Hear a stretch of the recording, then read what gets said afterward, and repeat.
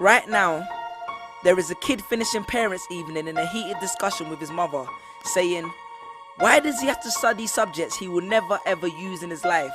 And she will look at him blank-eyed, stifle a sigh, think for a second, and then lie. She'll say something along the lines of, you know, to get a good job you need a good degree, and these subjects will help you get a good degree. We never had this opportunity when I was younger. And he will reply, but you were young a long time ago, weren't you, Mum? And she won't respond, although what he implies makes perfect sense, that society's needs would have changed since she was 16. But she will ignore him, grip his hand more sternly, then drag him to the car. But what she doesn't know is that she didn't ignore him just to shut him up. She didn't lie because they were just returning from parents' evening and an argument in the hallway would look bad on her resume. She won't lie because she just spent the last 1 hour convincing a stern-faced teacher that she will ensure that her child studies more at home. No, she will lie simply because she does not know any better herself. Although her whole adult life she has never used or applied Pythagoras' theorem, pathetic fallacy, and still does not know the value of x, she will rely on society to tell her that her child, who has one of the sharpest minds in the school, is hyperactive, unfocused, easily distracted, and wayward. Students, how many equations, subjects, and dates did you memorize just before an exam never to use again? How many A grades did you get which were never asked for when you applied for a job? How many times have you remembered something 5 minutes just after the teacher said stop writing, only to receive your results 1 month later to realize that you were only 1 mark short of the top grade? Does that mean remembering 5 minutes earlier would have made you more qualified for a particular job? Well, on the application form it would have. We all have different abilities, thought processes, experiences, and genes. So why is a class full of individuals tested by the same means?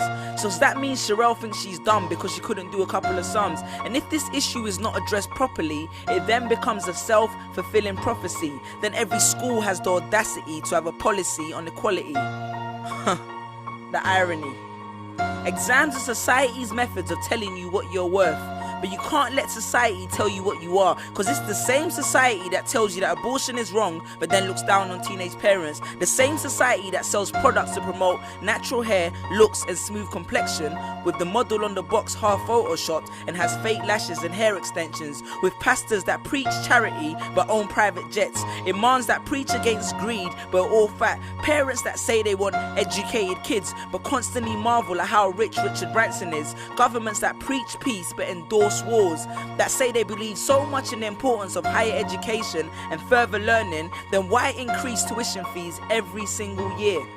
I believe Miss Jefferson when she took me into the office and said that my exams would be imperative to my success, because we was taught to always follow when Miss Jefferson led. But then I took Jefferson out of the equation and learned to think for myself. I realized we was taught to always follow when Miss led.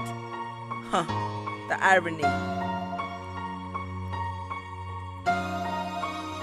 Test us with tests, but the finals are never final, because they never prepare us for the biggest test, which is survival. And what I suggest is fairly outlandish, so I do not expect everyone to understand this, except for the kids who knows what it feels like to be worth no more than that D or that A that you get on results day, and the ones whose best stories were never good enough for the English teacher, because apparently you missed out key literal techniques, did not follow the class plan, and the language was too informal for him to understand. But then he'd reference Hamlet and Macbeth, and you'd fight the urge to express your contempt by partially clenching your fist with only your medius finger left protruding in the middle of your hand, and then asked if he was aware that Shakespeare was known as the innovator of slang. Or the kid at the back of the class who thinks, why am I studying something that doesn't fuel my drive? But then when confronted with a maths problem, his eyes come alive. So this one is for my generation, the ones who found what they were looking for on Google, the ones who followed their dreams on Twitter, pictured their future on Instagram, accepted destiny on Facebook. This one's for my failures and my dropouts, for my unemployed graduates, my shop assistants, cleaners and cashiers with bigger dreams,